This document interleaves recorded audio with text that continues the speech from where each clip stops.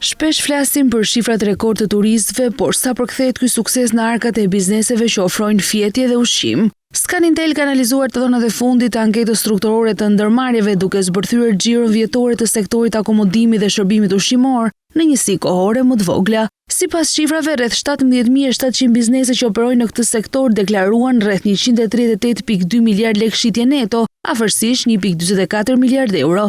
Ndonse ky sektor përfaqëson rreth 15% të numrit total të ndërmarrjeve në vend, ai gjeneron rreth 3.9% të xhiros totale të ekonomisë. Nëse përkthejmë këtë vëllim shitjesh në ritmin e një dite, ora apo minute, shifrat marrin një përmas tjetër më të prekshme. Theksojmë se kjo është një mesatarje vjetore për llogaritur duke pjesëtuar totalin e shitjeve me 365 ditë dhe përfshin çdo ditë të vitit, por nuk nënkupton që çdo ditë ka të njëjtin nivel aktiviteti. Në ditë sektori akomodimit dhe ushqimit qarkullon mesatarisht 378.7 milion lekë ose rreth 3.94 milion euro. Çdo 60 minuta arktohen rreth 15.7 milion lekë ose rreth 164.000 euro, ndërkohë në minutë ky ritëm është rreth 263.000 lekë ose 2.700 euro, ndërsa në sekond në këtë sektor shiten mesatarisht rreth 4.380 lekë. Në raport me numrin e ndërmarrjeve, një biznes mesatar i sektorit deklaron rreth 21.349 lekë shitje neto në ditë, ose rreth 7.8 milion lekë në vit. Kjo shifër përfshin si strukturat e mëdha hoteliere ashtu edhe njësitë e vogla të shërbimit ushqimor.